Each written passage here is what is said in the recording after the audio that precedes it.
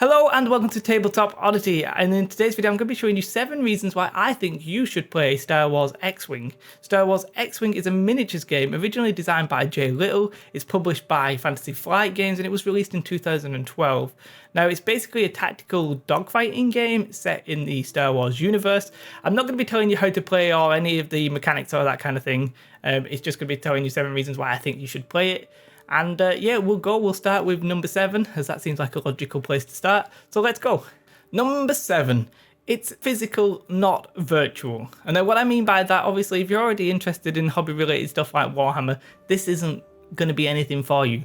But if you're currently like a video gamer, maybe on the Xbox, the PS4, PC, whatever it is, if you're playing virtual games, it can be a little bit tricky sometimes to take you away from that. I know definitely during my World of Warcraft days, I would be playing, I'd be sitting at my PC like days on end and never really moving away from it. But this is a kind of game, it's fun and it's, it's competitive in that sense. So it might give you a reason to get away from the virtual world and into something a little bit more physical. And in the physical world, you're gonna talk to your opponents, meet new people, you're joining a community, all that kind of thing. And I think that can be quite enjoyable, and it's quite easy to just jump right in.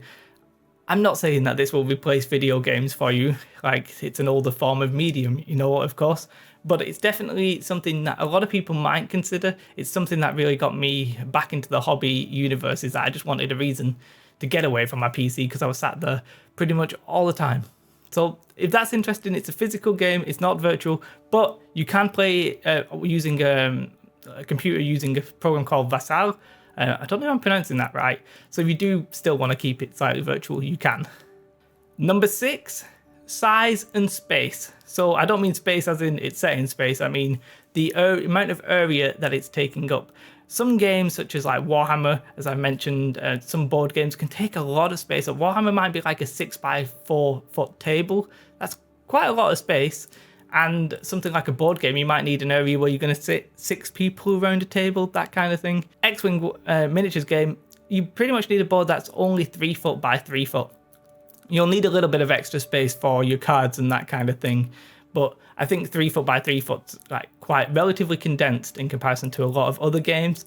Now, if you live in the United States with your big ass fancy ass houses, then this isn't really going to be a problem for you. But if you're living like a place like the UK where space can occasionally be a premium, then the limited size you need can definitely be an extra consideration. Number 5, pre-painted miniatures, and they're actually semi-decent painted miniatures unlike some other games.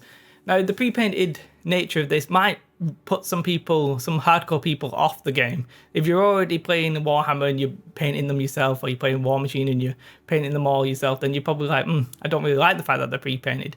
But for new players or people getting into this, then it can actually be quite a time-saving boon. Like you might eventually want to paint them, and you can actually repaint the ships yourself, but it gives you a nice easy way in. It basically means there's no assembly, no priming, no prepping. You just buy whatever ship you want, you can pretty much put it on the table that day, no questions asked, you crack on, you jump straight in.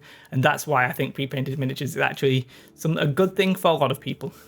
Number 4, simple rules, but easy to learn, hard to master. And I think that's probably what we all want in a game.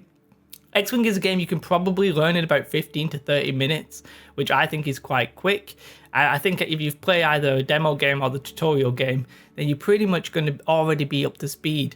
And that's definitely something you want. Also, it seems that the best players rise to the top. It is a dice-based game, so there is some elements of random chance and that kind of thing. But I think the same guy has been to the top of, he's been to the finals of the World Championships like 3 years in a row. I think he lost this year, but he won the 2 previous ones. That to me strongly suggests that the best players are winning more, and I think that's what you want. But it's also a game that's easy to show to your friends because it's quite easy to learn. So you can also bring people into the hobby yourself. Number 3, speed. I mean, games of X-Wing, I think on average probably take around 1 hour. Now they will take a lot shorter than that when you first start out and you first learn the rules, because you won't have that many ships and that kind of thing. So your games can be looking at like 20 to 30 minutes. But competitive at tournaments, they generally block in an hour for each game. And they do actually set a timer at tournaments, but you don't need to do that, obviously, unless you're playing competitively. That's just so they can make sure they get a lot of games in the day. Now, this short period of time is in comparison to other games like Warhammer, for example. The average probably like 2 hours. Some board games can be like 10 hours. So it's definitely the fact that you pretty much know it's going to be about an hour. It's quite a compact experience. It means if you've got a lot of time, you can get a lot of games in, and if you're short of time, you can make sure you definitely finish the game. You're not going to be leaving pieces on the board like for a week or whatever, in the hope that you can just pick it up next time. I think this quite speedy game is a good option for new players. Number 2, it's Star Wars, I guess is what I'm going to be calling this one.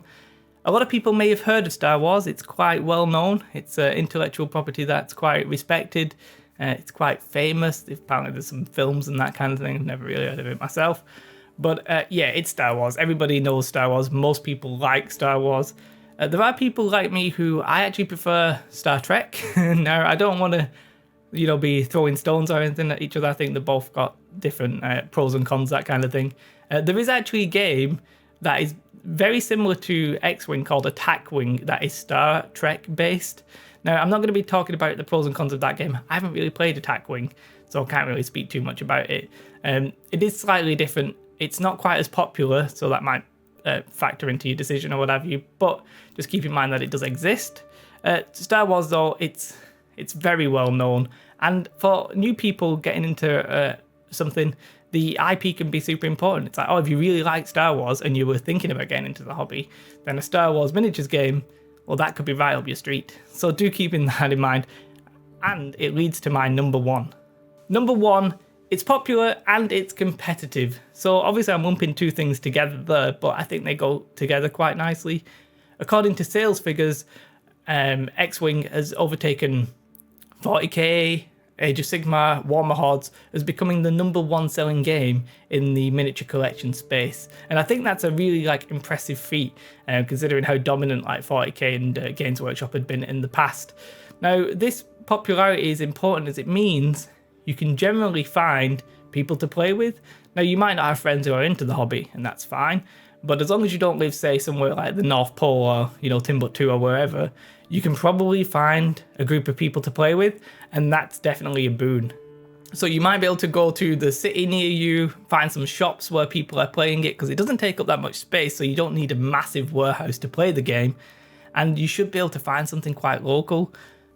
The competitive scene that has been created by its popularity has meant that, you're going to have local tournaments. I think Fantasy Flight Games, the publisher of the game, they have a world championship, so it's quite well supported in that regard. This popularity has led to a good competitive scene. That means you're going to be able to find a game. It means that, even if you can't get your friends to play, there's not a local shop. Somewhere in your country, there's probably going to be a proper tournament. And you don't have to go and try and win. You can just go and play whatever amount of games that are being played over the day or whatever two that it is. And it means that ultimately that your collection's probably not going to be gathering dust. You're probably going to find some use out of it. And I think that's what you want. If you're going to be spending any amount of money, you want to make sure you're getting your value and making sure you can play the game.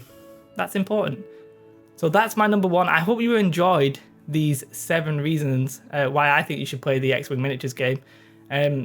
I think it's a great game to get into almost no matter your situation. You might be put off by pre-painted miniatures or something if you're already into the hobby scene, but I think for new players especially, it's a very good entry level game. The rules are simple, it's quite competitive, it's quick, it's not that much space, all these kind of things. And I think if you're considering getting into the scene, it's definitely a great option. Don't get into the scene if you think my 7 reasons sound awful. If none of these interest you, there are many other games, and do your research and do those things. I would say if you are going to get into it, don't buy all the ships at once. Take your time, build up your collection, make sure you're getting the value out. Don't try and buy all the ships, it would cost you a lot of money. Just buy the ships you like and whatever you think is competitive, if that's what interests you. Yeah, don't buy everything at once. Other than that, guys, I hope you enjoyed this video. If you did, you know, it's standard at the end of every video, and I feel bad because, you know, everybody does it, but please do like and subscribe, or share this with some of your friends if you want to, and you think they might get into the game with you. But yeah, thank you very much. Have a beautiful day, and goodbye.